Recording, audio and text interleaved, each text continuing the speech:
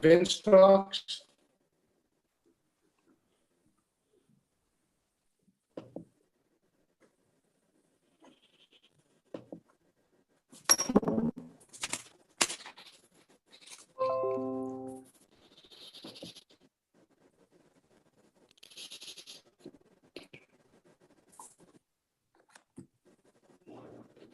There's Robert. Okay.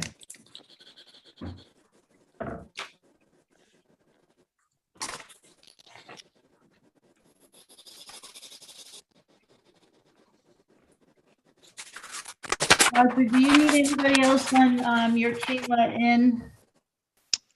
I'm looking over the list right now, Sue. I think I have everybody Okay. that would need to speak this evening or answer questions. Okay.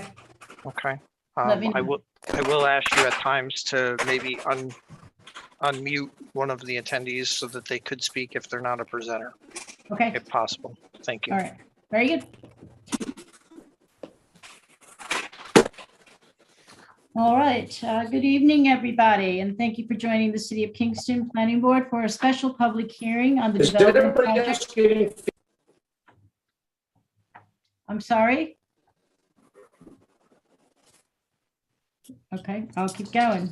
I'll start again. Good evening, and thank you for joining the City of Kingston Planning Board for a special public hearing on the development project known as Golden Hill. Today is Monday, April 4th, 2022. My name is Suzanne Cahill. I'm the planning director and the host of the virtual meeting. Kyla D-Day is the assistant planner and will be co-host. Tonight's public hearing is being held to obtain public comment with respect to the planning board reviews of the site development plan, seeker process, special permit review, and subdivision aspects of the development. Before we begin, we would like to go over a few guidelines to help navigate the system as efficiently and respectfully as possible. We are using Zoom webinar-based format. Persons who are pre-registered to speak will be recognized and promoted to a panelist when you are called. All guests will be present as view-only attendees unless we promote them to panelists. After those who have registered have given comment, others in the public attendance will be given an opportunity to speak. All speakers will be limited to 5 minutes. Sue, Yes. Somebody's asking a question? No? Okay. If time allows, the board may extend the time this evening for further comment.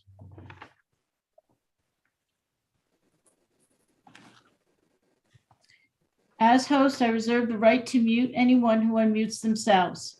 Board members and city staff will control their own mute button. Good practice would be to mute yourself if you are not speaking to avoid background noise and feedback.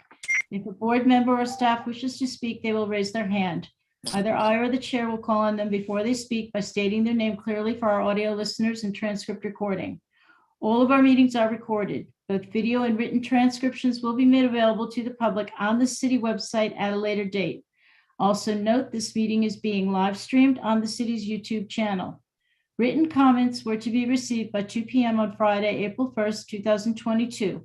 Comments were to have been emailed to skhill@kingston-ny.gov, hand-delivered, placed in the regular mail, or in the drop box at City Hall. All meeting materials, applications, supporting documentation, written comments may be found on the city website by going to www.kingston-ny.gov, and on the homepage, scroll down to the bottom under meetings where you see the joint meeting or the meeting posted, click on an appropriate link for the meeting agenda and materials. If at any time you have an audio issue, please send a text message to the following number, 845-443-0416. I will repeat the number again, but be aware that phone calls will not be answered during the meeting. The number again to text is 845-443-0416. As the host for tonight's meeting, I reserve the right to lock and pause the meeting, to eject anyone who has behaved inappropriately, or to enter into attorney-client conference if needed. On behalf of the board, I wish to thank everyone for your continued patience during this unique time and wish you and your family good health.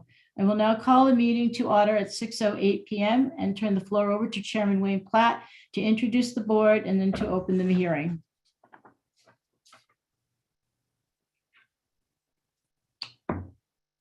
Wayne.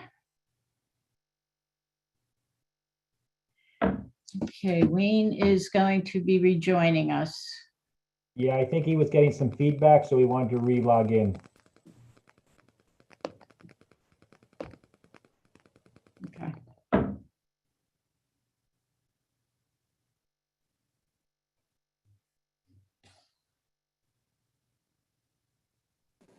How's that?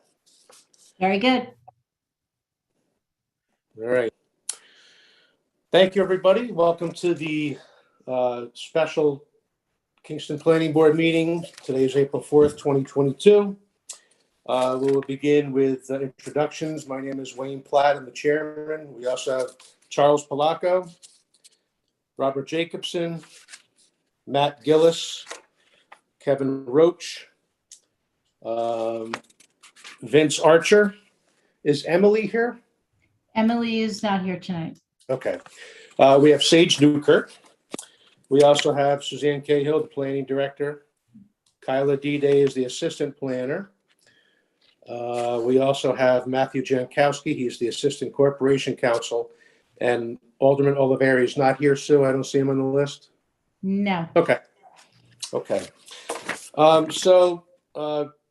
Opening the public hearing is item number 1, 63 Golden Hill Drive. It's a site plan / special permit / subdivision / seeker for construction of intergenerational affordable mixed income 164 unit intergenerational housing community with daycare center and associated improvements and amenities.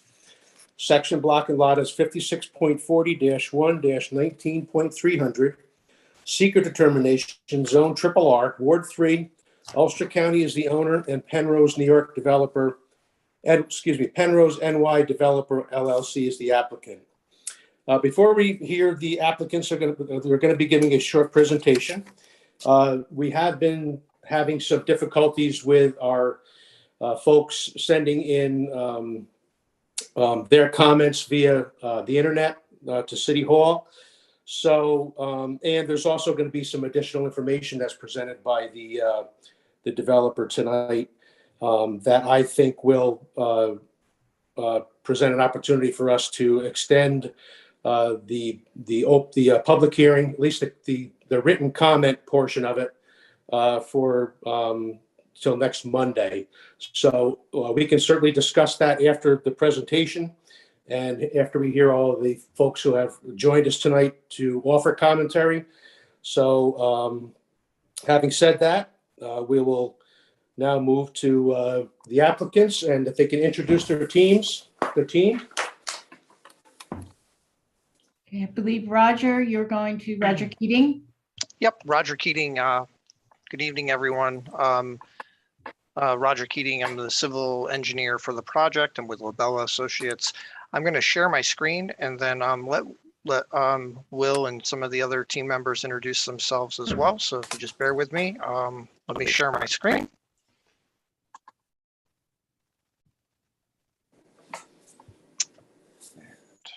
Hopefully everybody can see that. You should see a perspective view that's rendered here up on my screen at the moment.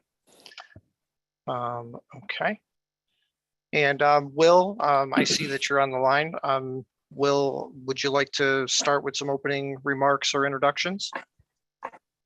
Yeah, absolutely. Thank you, everyone, for joining, and thanks, Sue and the board, for having us back. We're really excited to keep you informed on our progress here and hear some additional comments. And with that, we want to give you guys a quick run through of what we've updated recently. But I wanted to start with a quick introduction on the project as a whole for those who haven't had a chance to attend our community meetings or the open public hearings we've had to date. With that, I'd like to introduce the rest of my team, and then I'll go into the goals and hand it off to the professionals to get into the more detailed information. Tonight on the line, we have a couple members of Ulster County, including Dennis Doyle. And if maybe the rest of the teams want to introduce themselves, starting with WRT, the architecture and landscape design team.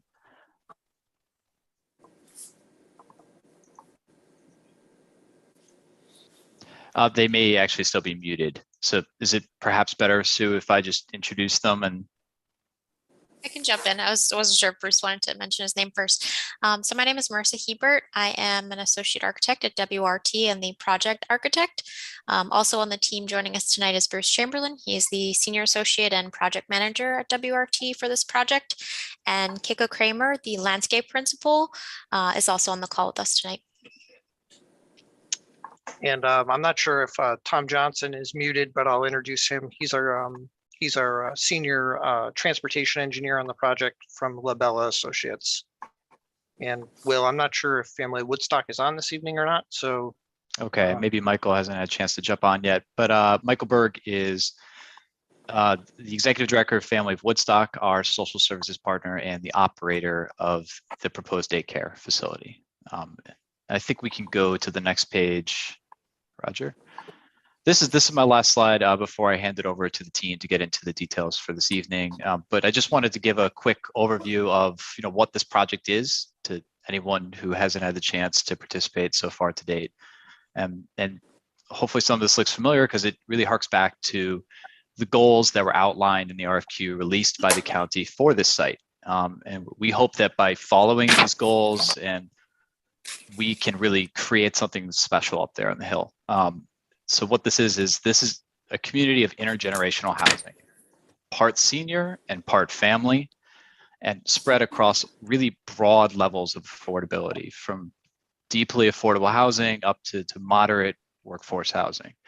And one of our key goals in this project is to take advantage of the incredible site and all the really special aspects of the project site up there on the hill, including the views in the mountains, access to the natural surroundings and trails around it, and the ability in utilizing that space to create really beautiful open public space in a central green, which you'll see some more of on the site plan when it's reviewed later tonight. In addition to that, we want to tie the site in with the rest of the community. It can certainly be isolated up there in the hill. So to the extent we can, we're trying to tie in commercial aspects, including this daycare facility that we're mentioning today. And finally, a really important part of this project is executing on the county's Green New Deal, which means bringing in renewable energy to the site and pursuing a really ambitious green building certification by the name of Enterprise Green Communities Plus. And with that, I want to hand it over to Roger to go through some of the approvals that we're here to speak through tonight. I think then we'll move on to design, traffic, and a couple other issues, and open it up to questions. Thank you. great, thanks, Will. So as Will mentioned, the county is part of the project. Currently, the site is a 41-acre piece of property that's controlled by the county. As part of the project, we will be doing a subdivision plan. So what you see on the screen here is the red outline is around a 41-acre piece of property that the county currently controls. The health department is located here. The nursing facility is located to the north. And what we'll simply be doing here is subdividing the parcel into two lots with a blue line representing the new subdivision line between the two. And the result will be around a 20-acre piece of property that we'll be utilizing for the proposed redevelopment of the former county jail site. As part of that project, or as part of our project, we'll be looking to do a change of zone for the facility. Currently, as the chair indicated, it's located in a single-family residential district. That would be the entire property that the county currently controls that we had outlined and said previously. As part of our project, though, we'll only be looking to rezone the portion of the project that's planned for the development. So the parcel that we'll be subdividing out would be the parcel that's going to be rezoned. We're looking to have that rezoned to the O2 district. That's consistent with one of the adjacent districts that's right next to the project site. And it provides a lot more flexibility for the type of residential development that we're looking to do here, and offers the ability for mixed use as well. Just to hit a couple of the unit count perspectives here, and we'll depict those on the site plan here in a moment, but it is a mix of intergenerational housing, as mentioned before. 80 of the units that are of the 164 are planned to be a senior style facility for age restrictions of, I think it's 62 and up, but will be some age restricted units there for seniors. And also we have a mixture of townhome style units, as well as a multifamily building that's 3 stories in size that you'll see on the site plan in a moment. That makes up the balance of the 84 other units. And as Will mentioned, we have a daycare facility proposed in the community building that is also planned as part of the project. Just want to touch base real quick on some of the utilities. So once again, we have facility is currently developed as the former jail site. There's existing water and sewer services throughout the project site. As part of the planned redevelopment of the jail, we'll be looking to utilize some of those existing utilities. We're working with the county and the city on what may be needed for some improvements there. But we will have new water and sewer services going throughout the project site. In addition, if I bring up our site plan, in addition, we are subject to New York State DEC's stormwater regulations. We are disturbing over an acre of land as part of the project. And as it being a redevelopment project, we'll be utilizing some of that design criteria moving forward. Generally speaking, what we have from the drainage is there's a closed drainage network that leaves the site to the north. We'll be looking to capture and treat all of our stormwater, and we'll be introducing a series of green infrastructure practices throughout, bioretention areas, some small rain gardens, or planters that are located adjacent to the buildings will be incorporated as part of the stormwater management plan for the project moving forward. As it pertains to the site, and we'll let the rest of the team here provide some additional detail on that in a moment, but just wanted to, just from a point of reference, as you come into the site, this is the driveway coming from Golden Hill Drive. The county health department is here, and the nursing facilities at the top of the page. The way the layout kind of works is that as you come in, the community building is first and foremost. We have somewhat of like a loop road that traverses around the project site. That's where we'll be looping many of our utilities for the water and the sewer. All those connections heading out the northern part of the page towards the nursing facility. And then lastly, what I would like to do is just touch base here quickly again on the access. So just pulling it all the way back out. We have Route 32, the boulevard is down here. This is Golden Hill Drive as it comes up. And then this is the existing driveway that brings us back into the former jail site. We have been doing traffic studies as part of the project. I have with me Tom Johnson this evening. Sue, I was wondering if you could possibly unmute Tom for a moment so he could just do a brief overview, and then I'll of what we've done for traffic to this point, and then I'll turn it over to the architects to give us an update of the buildings. Can you unmute Tom? Okay, I'm unmuted. Is that correct? Okay, there you are. All right, great. All right, thank you, Sue and Roger. Yep. As Roger said, we did complete a traffic study for the project, and it follows traffic engineering standards and guidelines. The study focused on the intersection of Route 32 and Golden Hill Drive, and one of the analysis that was included was to establish what the delay of the intersection is for existing and build conditions. The study also included an analysis of the accident history at the intersection. We looked at the sight distance at the intersection. As everybody knows, the sight distance from Golden Hill Drive looking to the south is limited. And the study also evaluated the need for a traffic signal, installation of a traffic signal, and the warrant analysis for that. So just quickly in summary, our recommendations are to include an intersection warning sign on the northbound approach of Route 32 because of that limited sight distance. So as you approach Golden Hill Drive, you know that there is an intersection approaching. And we also recommend the installation of speed feedback signs, which basically are radar signs to tell you how fast you're going compared to what the speed limit is on Route 32, and we recommend those to be installed on both northbound and southbound approaches of 32. The speed limit is 30 miles an hour, but data we've seen shows that people are driving in excess of 40 miles an hour. So we're hoping to get the speeds reduced in that area with those feedback signs. The study has been reviewed. There has been an independent reviewer hired by the city to look at our study. We have received a number of comments on the study. We provided responses back on those comments, and they are under review as we speak. So that's the summary of our traffic study, Roger. Okay, great, Tom, thanks. Marissa or Bruce, I'll turn it over to you, and then we can go over the building plans and such, and just let me know when you'd like to change slides. Yeah, actually, this is Bruce Chamberlain with WRT. Roger, could you flip to a site plan, please? Just want to just briefly go over some of the key landscape elements. I think it's, as you pointed out before, this is intergenerational housing and community. And I think that one of the key aspects of the development is to really promote health and well-being. So there's kind of a seamless integration of the buildings with the landscape.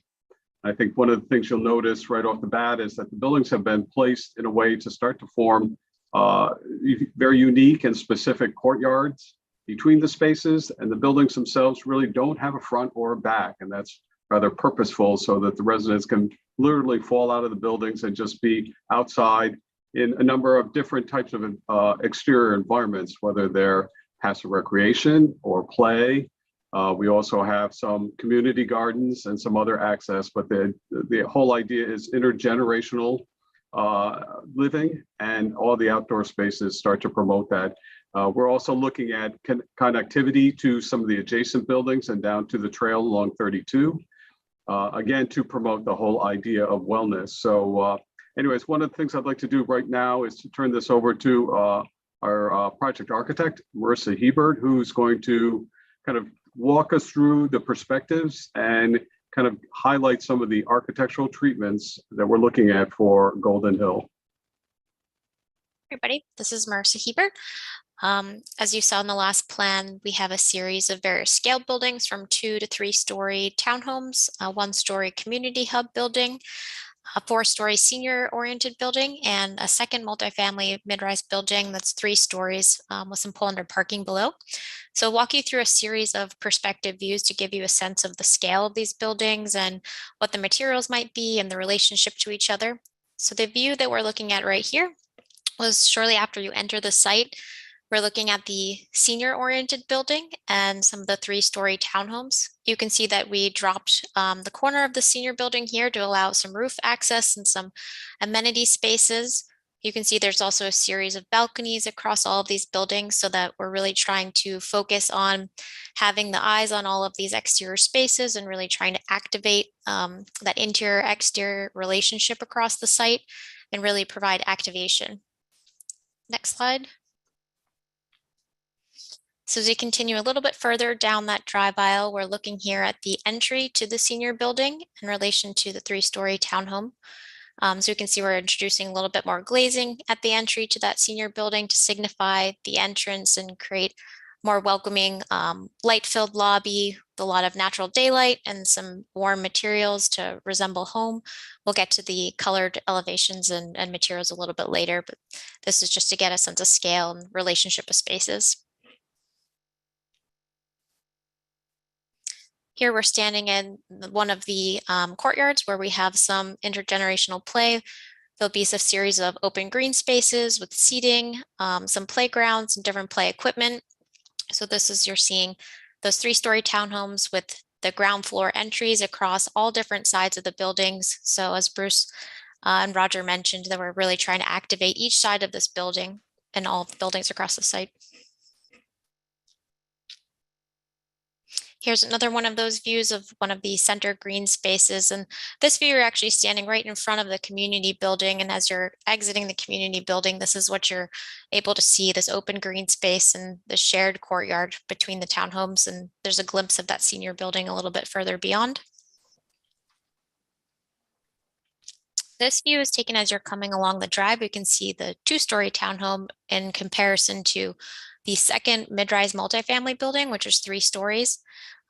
We wanted to try to keep the language of the 3-story mid-rise building similar to the townhome. So we're showing a pitched roof. So we're relating to some of those architectural features through the different scaled buildings. There's also balconies shown here and stoops for people to activate the site. And lastly, this is a perspective of the community hub building. What we're looking at right now, what you see is the entry to the community building itself, where we would have a community room and a fitness room. There's some exterior mail locations for the townhomes and the second mid-rise building here. We would have a large covered porch where we might have seating and tables underneath and really provide activation of the green spaces and that interior-exterior connection with the building. And in the far left side is where the entry to that daycare program would be, which also takes up a portion of this community building. In the background, you can see building B a little bit there, and we step down the scale of the building and relate to some of the forms at the senior building as well. We've provided an exterior finish matrix. So here we wanted to just start to show some sample images of what some of the materials of these buildings might have. So we have some stone. We're also hoping to have some vertical wood grain siding. So we've provided some various colors that we're looking at, natural light cedar tones and warm woods at the insets where those balconies occur, with some other natural light blue grays or warm gray colors at the community building or some of the townhomes. These buildings would have asphalt shingles on the roofs. They will also have the solar panels that will mostly be covering those asphalt shingles for all of the renewable energy that Will mentioned. We're looking at having some of the warm wood on the underside of those balcony soffits and the community building porch roof. All of the balcony doors, windows, and trim would have a black finish, so that has a little bit more of a contemporary feel, and similar with the storefront entries that would have a black finish and a more residential feel for that storefront finish. We've also provided a landscape finish matrix so you can get a sense of some of the paving materials across the site. The picnic area and tree groves would have a bonded aggregate paving. Some of this is porous, which helps with the stormwater management. The pedestrian pathways, those would be a typical concrete finish in light gray. The resident garden would be a decomposed granite. The playgrounds and outdoor areas would be like a rubber surface, so it provides a little bit more of a softer surface for those play areas. There would be a series of lawns and planting edges with cast in place concrete seat walls. And then we would have some asphalt paving and other typical concrete sidewalks across the site. I think next we have some rendered elevations, so you can start to see what some of those colors and materials start to look like on the elevations in a rendered style. So we can see the light gray stone at the base of the building to water table height, and we would be pulling it up at various corners and sides of the buildings to accent certain entry areas or areas where there's a better view from the entry to the site, and just to bring up some variation across the different buildings. We have the warm wood at the recesses where the balconies would be, and there's a few areas where there's some metal panel spanning the windows to create some more variation in the facade. These are just the kind of the both sides of those 3-story townhome buildings. We're also starting to show variation in color of the doors. Paint color is still TBD, but we just wanted to start showing some variation so that there would be some differentiation for the residents to be able to know which doors theirs and the siding colors might change between each of these townhomes and buildings. So these are the senior building rendered elevations. Here we would have a similar stone water table at the base of the building, and we would be pulling the stone up at predominant corners of the building. This elevation 1 would have the stone pulled up at that corner that we saw the roof deck. We also have the vertical wood grain vinyl siding in a warm light cedar tone. And we have the warm wood grain horizontal siding at the insets and at the building entry.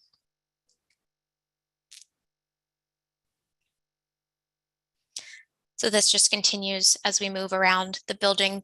These elevations are to the north, where we would have the community garden and some of those intergenerational play and more senior activities that connect to exterior spaces and interior lounges to have the indoor-outdoor connections, where you're seeing a little bit of a portion of the storefront to the lounge in the bottom left of that elevation 1.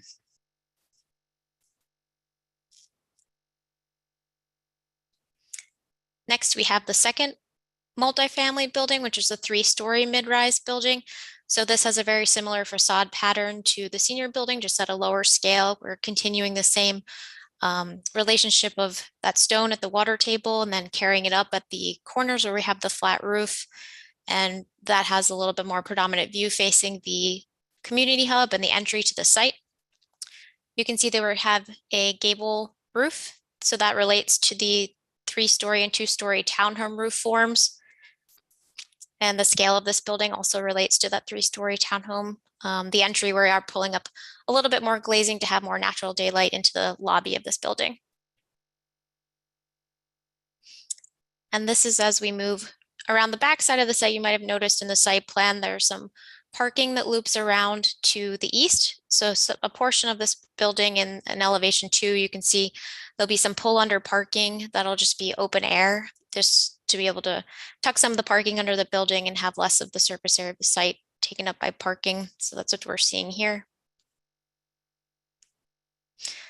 And lastly, we have some community building elevations. So you can see in elevation 2 at the top of this page, on the left, the stone mass corner, we have the entry to the daycare.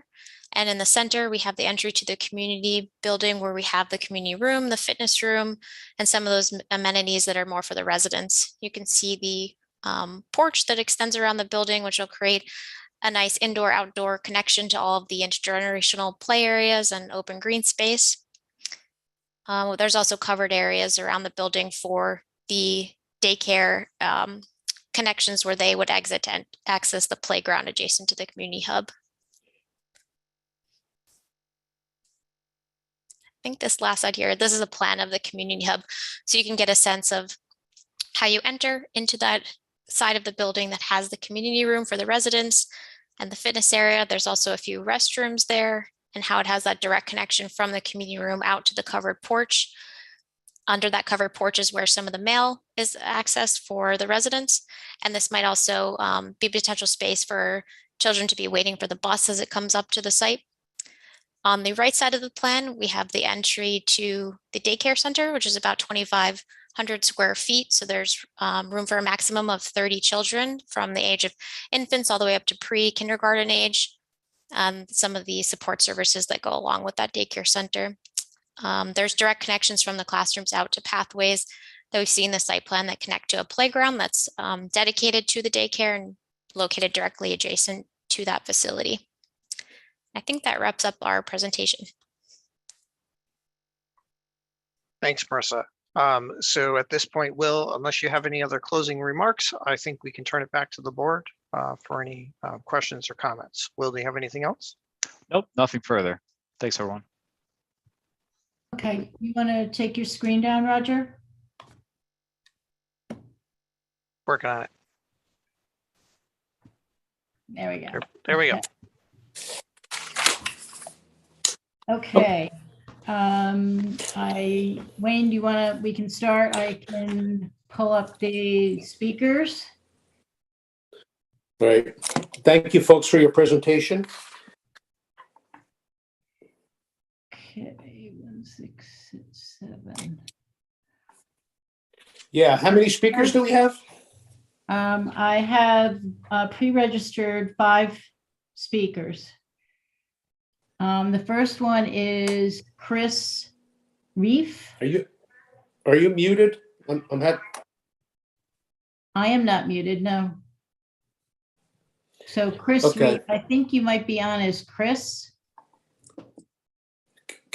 Before we, can you hear me right now, Sue? Because Yes. your audio is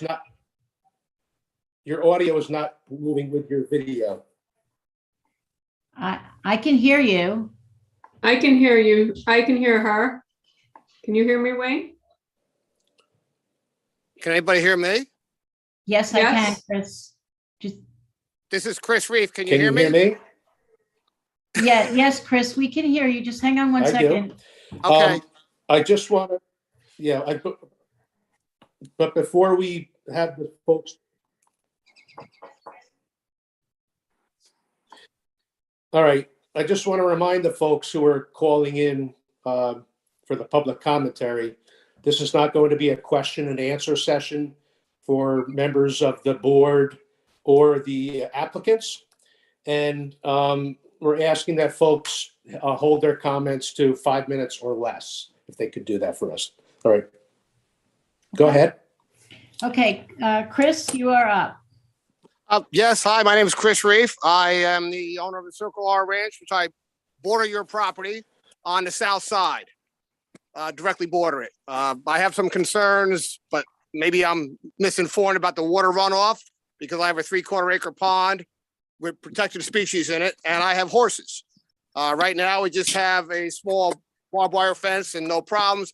My concern is there going to be any kind of security fencing going up when this project is done to the south, just so that I don't have to, I'll say babysit, or I don't want to have anybody coming over here and drowning in the pond or falling through the ice or messing with my animals or water runoff getting into my fresh water. Is there any kind of thing in the plans for, I'll call it a fence line or some kind of deterrent?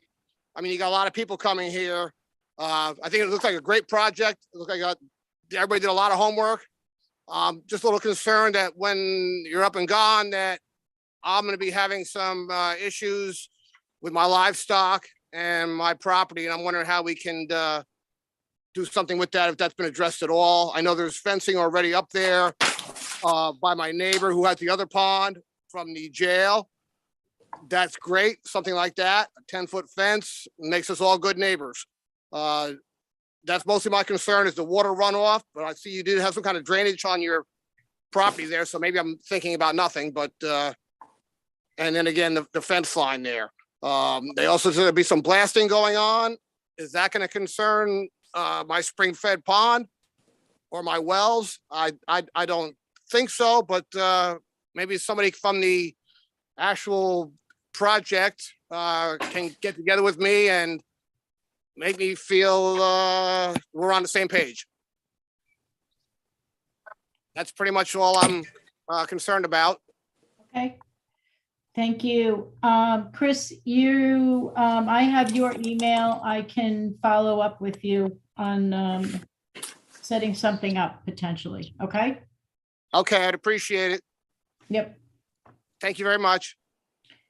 Okay, so the next speaker is Ellen Defalco. And Thank you. Thank you.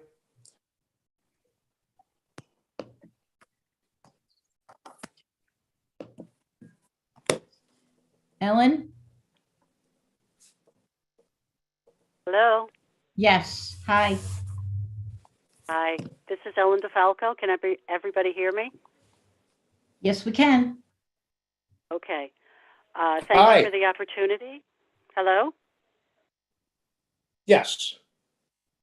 Okay. All right. So thank you for the opportunity to address Hi everyone there. this evening.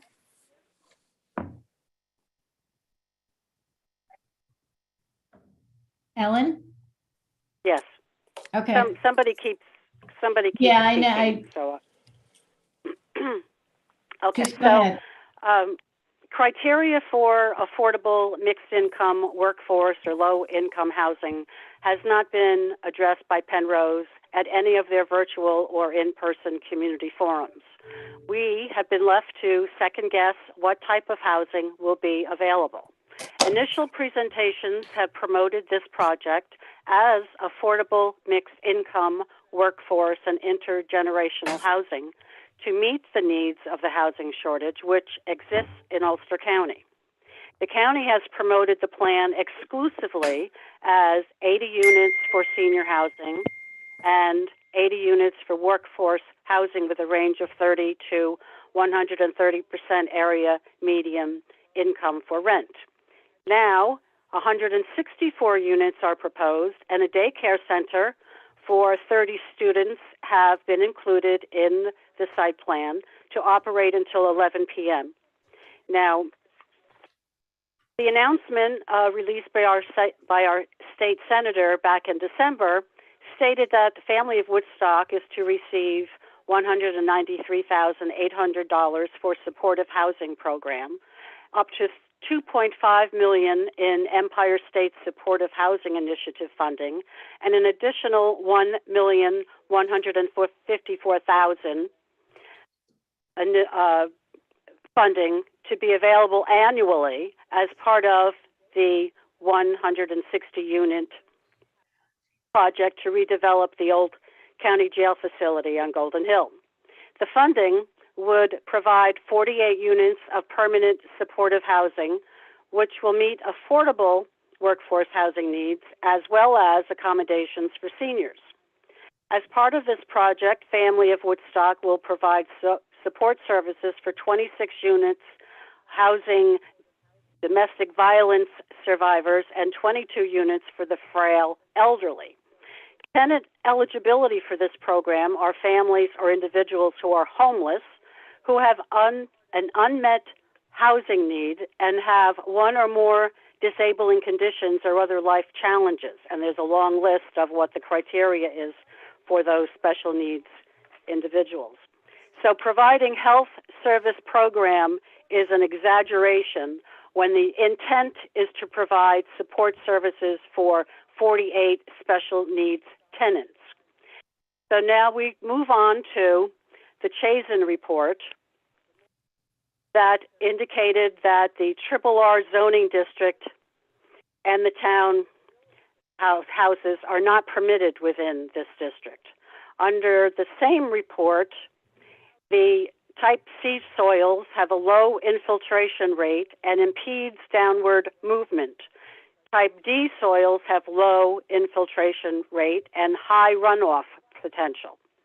There's also the wetlands concern. There are 2 parcels adjacent to the project site which have been inventoried. There's an endangered or threatened species of bat and bald eagle, whereby blasting, rock removal, and pile driving will have impacts on noise levels. And the full environmental assessment form has gross inaccuracies, including but not limited to a number of pages, which I'll just briefly say, pages 4, 5, 6, 10, 11, and 12.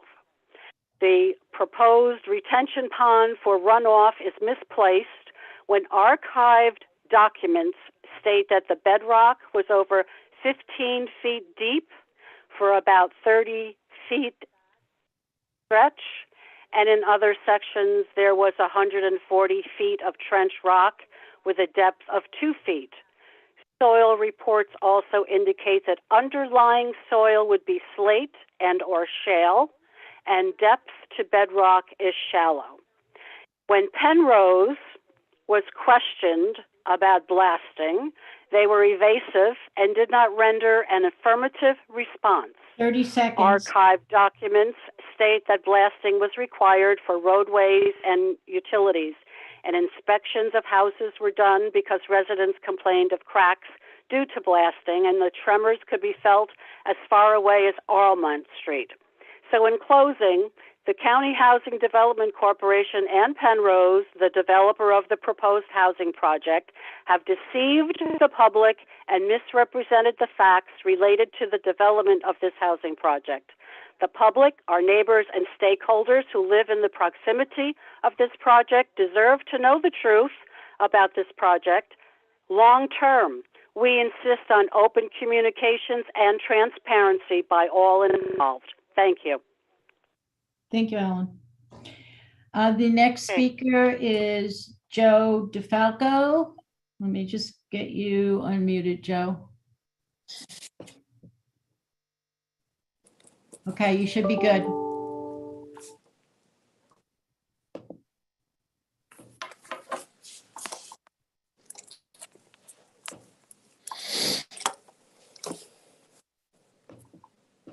Joe? Hello? Yes. All right, can you hear me? Yes, we can. Great. Listen, I'd like to elaborate on a comment one of the neighbors mentioned, that he had a pond and horses, and he was concerned with the completion of the project, what would happen. Well, let me tell you what will happen. They will do nothing, okay? It took them 18 years to complete the nursing home project with a storm system that they couldn't put into the ground, that they had to lay it on top of the bedrock with an oval pipe, which is 2 feet under the ground, which is already compromised due to frost and freezing and heaving of the pipe. And here's what they do. They come up and they plug it and they go away. And this is 5 years now. Okay, it's under the ground, out of sight, out of mind. The other thing is you have retention ponds at the bottom of this street, Golden Hill Drive, that goes up to the jail. You're putting water into the ground, okay? But you're not knowing where this water is going. It's going into the ground, sure, but the bedrock can't absorb water, and nobody did any kind of percolation tests. We know we did core tests in 68, 1970, 73, which showed the bedrock being shallow to the surface of this project. Blasting, you had foundations being cracked on Lindemann Avenue. You had rocks flying through people's kitchen windows, okay? Let's see, nobody did any ground penetrating radar to see when they're going to do these retention ponds and they're going to let gravity take care of the storm system, or we're going to push it north towards the nursing home, which comes down Glen Street, which the system is already compromised on Glen Street due to the shallowness of the installation of the pipe, okay? They laid it on top of rock, a foot under the ground, a 3-foot pipe, which is, they have done nothing with it. And I'm not going to go on and repeat myself because I sent you a copy of my statement and it's going to go into the record. And I believe that nothing should be done until these charges of ethics are addressed, because they've misrepresented this project for 8 months now. The ethics board has been dodging a decision, okay, to make a decision with the evidence that was provided to them of their misrepresentation of this project. It changes like a chameleon, okay? It all sounds wonderful and great with, we're going to use wood with grain on it. We're going to put this on the roof. We're going to, it all sounds good. It's all fluff. But what we don't have is infrastructure. We don't have the liability for the traffic that comes down here. The speeding, you think you're going to call the speeding on the boulevard by putting up a sign? You couldn't call the speeding on Glen Street in 50 years. Okay, so with signs and crops. Okay, they still speed down the street, and it's not the speeding; it's the liability of it. And it's the volume. You are not going to solve any problem by putting a sign on the boulevard to slow down the traffic. That you make me laugh. Okay, that's not going to control it. Nobody's going to obey it. They needed a traffic light, and to serve the liability that you're going to incur over there. And I'll send you some more information. I'm done. There's nothing more for me to say. Said it all. Thank you very much. Thank you, Joe. The next speaker is Matt Colangelo.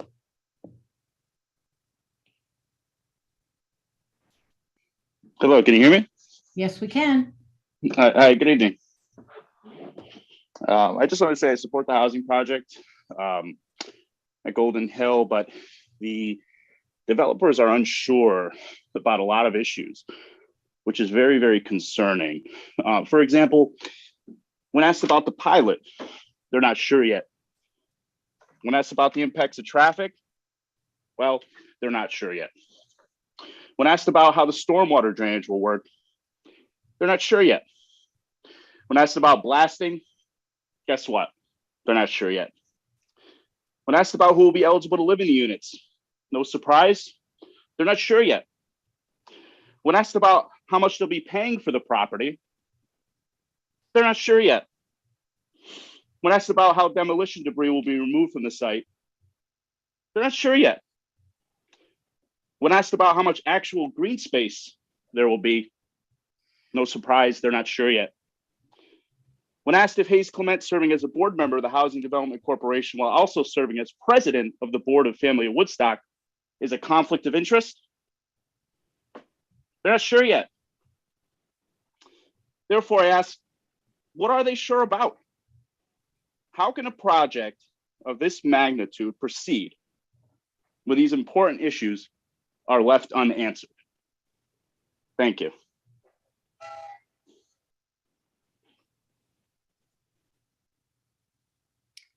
Thank you, Matt. The next speaker is Herbert and Charlene. Let me just find you. Okay, you're on. Can you hear me okay? Yes, we can. Basically, we've been in this neighborhood for over 20 plus years. Our kids have grown up here.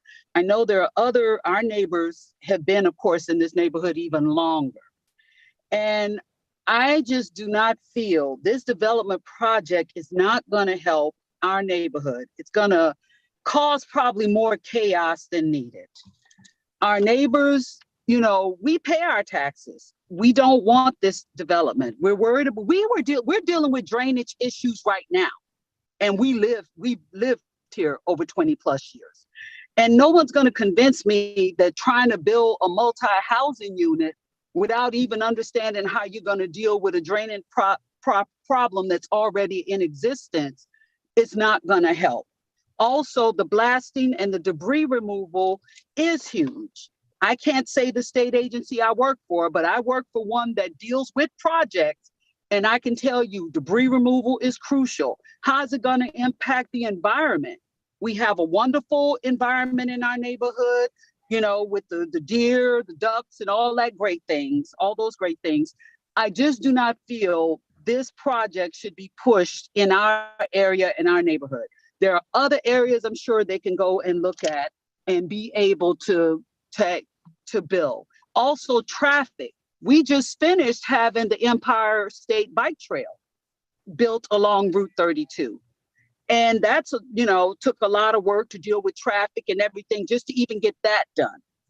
I do not think it's going to help traffic in our neighborhood. And where on earth would the traffic light even go, to be quite honest? You know, and we've got, you know, we already have the bus transportation over here. We have Golden Hill, which takes care of our elderly. The fact that no one even knows what kind of housing this is going to be. I mean, I'd understand if they say, oh, we're going to convert Golden Hill to senior citizen housing, because that's who they're taking care of. But no one's saying that. They're not sure of what they're going to do. And if they try to convince people and say, oh, low income is no. Kingston is already over excess with low income housing. And anybody that does the statistics on this knows too much low income housing is going to affect property values, and it is going to affect your crime rate. And will our Kingston Police Department even be ready to deal with these issues? I just don't think our area is the area that they need to be looking at to do this development. Oh, anything else? Okay, my husband said we're good. Thank you. Okay, is your husband going to speak as well? Oh, go ahead, say something. No, I'm not speaking. As we talked about it, and she put everything out there on the floor. Okay, all right. Thank you very much. Thank you. I have a speaker that I got an email, Teresa Taco, but I don't see you listed and I don't have a phone number for you. If you are on by phone, possibly you can raise your hand by *9.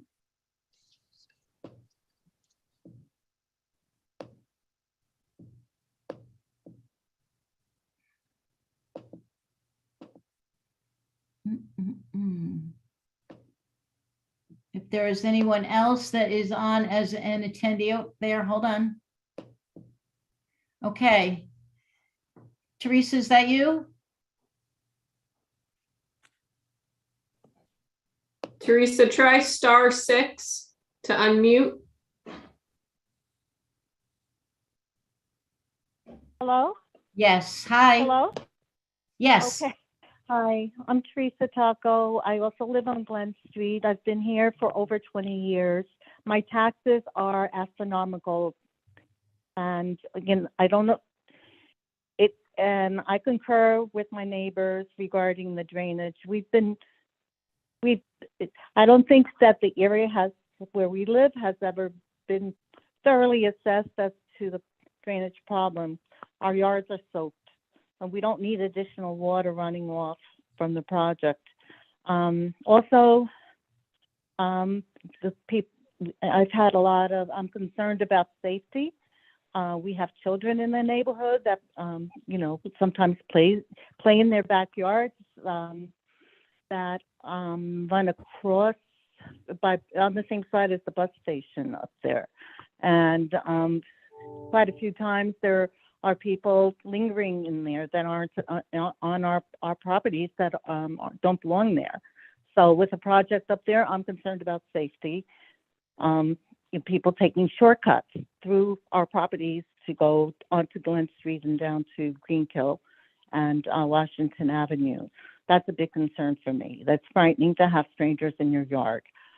So the drainage, the safety, the blasting when they built the new jail and they were blasting, it caused foundation problems in some of the houses on Glen Street. And I'm sure with a project the size that you described, we will have even more and even more serious. There are other areas in Kingston that this project can be. People are going to move away. No one is going to want to pay those kind of taxes and have those kind of problems on their block, It doesn't sound like a very put together project. There's too many uncertainties, and it just leaves us very, very concerned. And that's what I have to say. Thank you very much. If there is anyone else on as an attendee and you wish to speak, please raise your hand by using *9. If you're on the phone.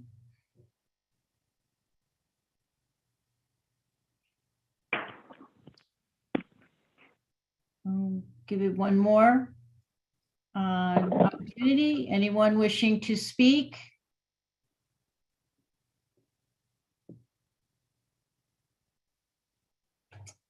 Okay, I'm not seeing anybody. Does the board want to open the door for people if they want to speak again? I'll allow the board to weigh in on that. There's folks who want to speak again. Yeah. Who are they? The speakers were Chris Reef, Alan Defalco, Joe Defalco, Matthew Colangelo, Herbert and Charlene and Teresa Taco. Okay. Are you asking if they want to speak again? That's not what you're asking, right? They weren't able to say everything. Okay.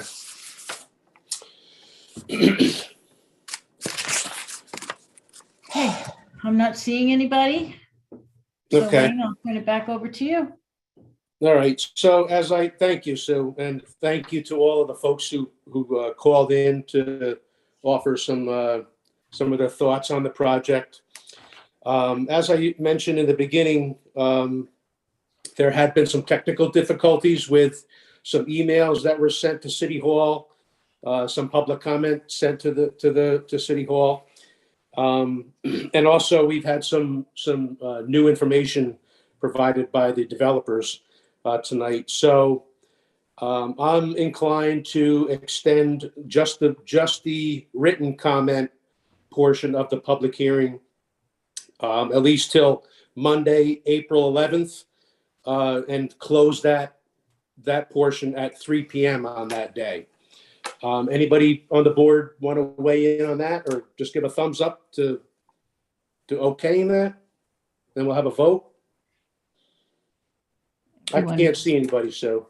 Everybody is saying yes. Okay. So you need So to make Wayne that a Platt here, motion, I'll make a please. I'm going to make a motion that we extend the written comment portion of the public hearing until Monday, April 11th. 3 o'clock will be the closing time to submit those comments. Do I have a second on that? Second, Chuck. Second by Charles Palaco. All in favor? Wayne Platt is a yes. Charles Palaco, Yes. Robert Jacobson, Yes. Matt Gillis, Yes.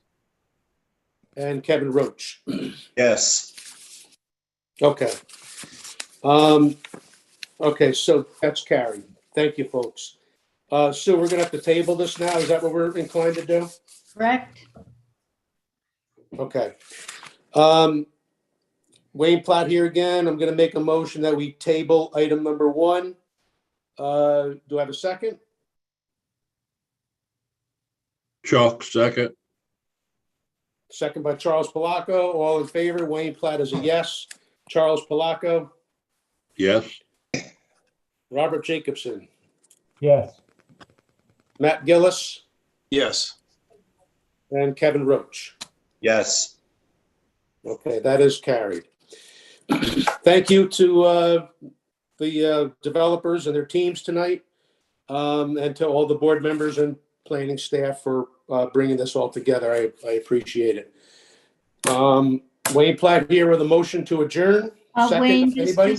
just 1 second. I just want to remind people that with submissions of written comment, they can be emailed to the planning department. You can email them to skhill@kingston-ny.gov. You can drop them off here in the office directly at City Hall. There is a drop box outside of the building on the side entrance by the hospital side if it's off hours, and you can also put them in the mail. So I just want to remind people, those are the various options. Also, Okay, thank you, a lot Sue. of the material that you saw tonight has already been posted on the city's website. So anybody who is out there, take a look at it. If you have difficulty locating a document on the website, call our office and we'll help you navigate. Okay, thank you. Again, Wayne Platt here with a motion to adjourn. Do I have a second? Chuck, second. Second by Charles Palaco.